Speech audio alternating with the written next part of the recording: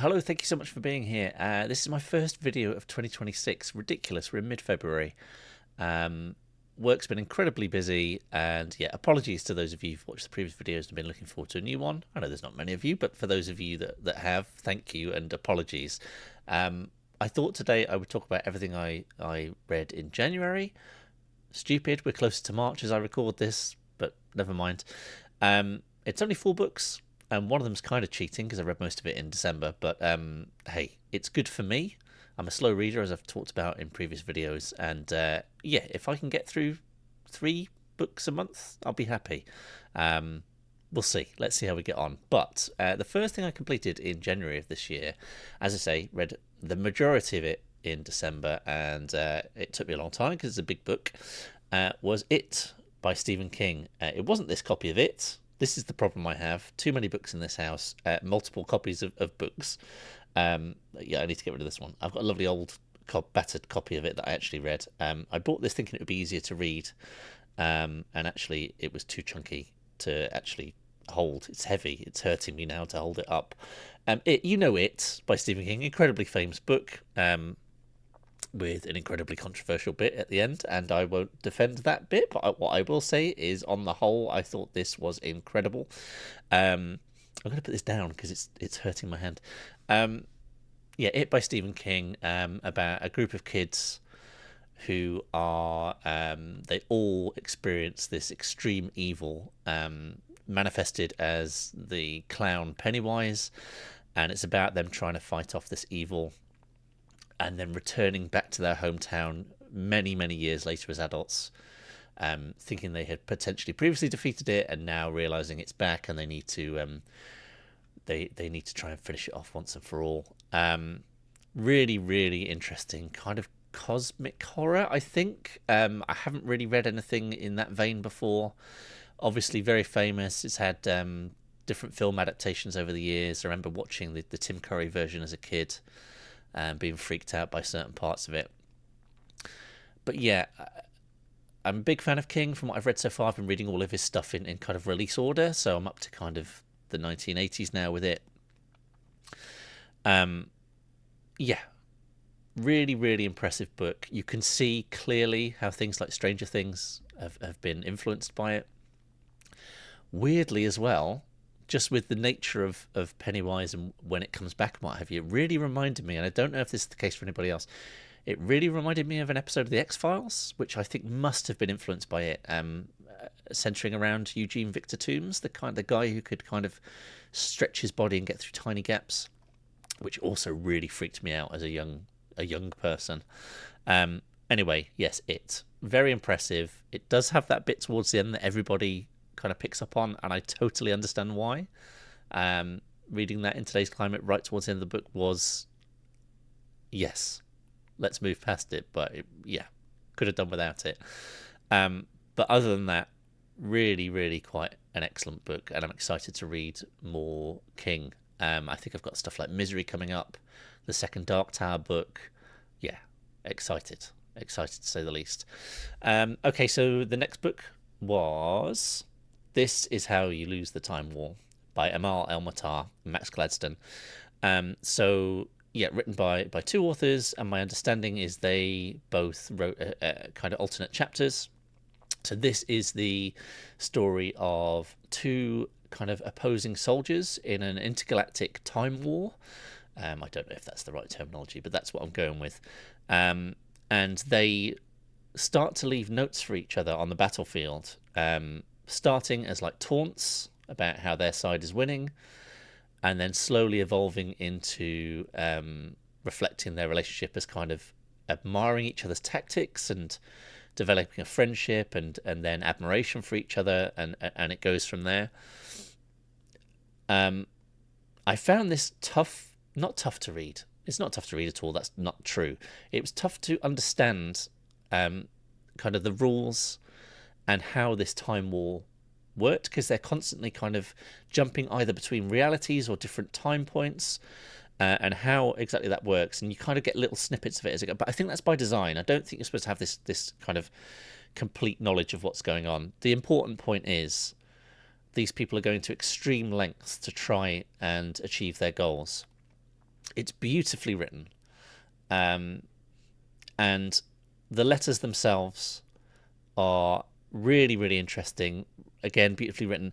The different ways in which the lengths in which they go to hide these communications in different elements of the world. Really, really creative. So as not to be sort of caught.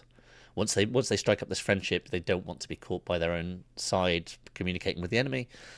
Really, really well done. A very short book, a quick read, which is good for me to get back into the swing of things in 2026. Yes, I would recommend this very highly. Very, very good indeed. The next book I read in January was A Monster Calls by Patrick Ness, and I had been putting this off. I've owned this book for a long time. I've been putting this off for a number of years, and that is because this is a book that deals with grief and about a son who is coping with the inevitable death of his mother, who has cancer. And as somebody who lost their mum after a kind of it wasn't cancer, but it was a debilitating disease that took a long time to take its toll and was a rough ride.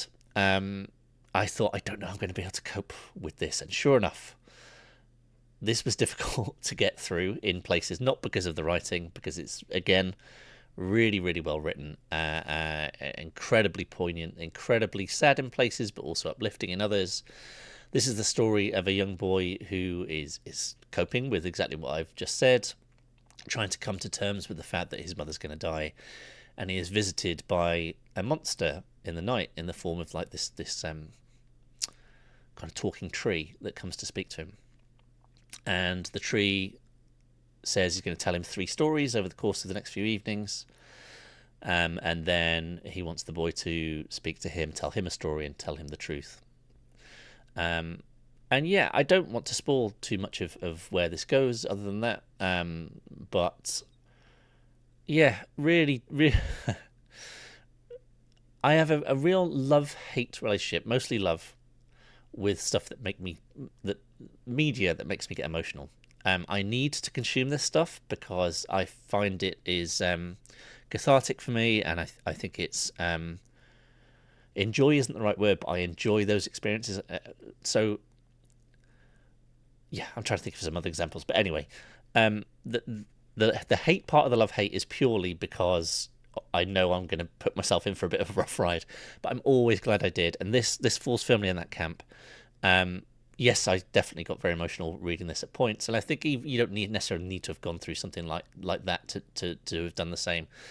But yeah, this really moved me. I thought it was excellent, really, really top tier stuff. And I should say as well, Patrick Ness, the author, this was originally conceived, this idea, by a woman who was she had been diagnosed with cancer. She knew she was going to die. And she came up with the idea, and Patrick Ness followed through with that. So it's really unique circumstances with the writing of the novel as well. Yeah, recommended again, but yeah, be prepared.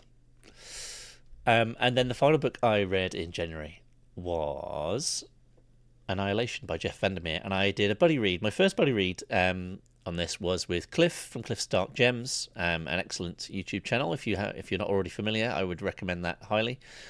Hopefully we might be having a live chat about this at some point in the near future. Watch this space. But so this is the story of a place called Area X, this kind of mysterious section of the planet where something's going on there, and it's not clear to the reader immediately, or necessarily by the end, what the deal is there. And it's about an expedition that is sent in to investigate. There have been 11, I think, previous expeditions, and none of them have ended particularly well, or well at all, actually. And you have these 4 female characters. It's 4 characters on the expedition, and they're going to go in there, and they're going to go and try and do some research and find out what's happening and report back. It's a really, really unnerving read, in a positive way. First part of a trilogy. In fact, I think there's 4 books now. I think there was originally a trilogy, and there was a 4th one more recently by VanderMeer. And Again, really well written, but written in this way that is kind of, yeah, mind bending and really unnerving.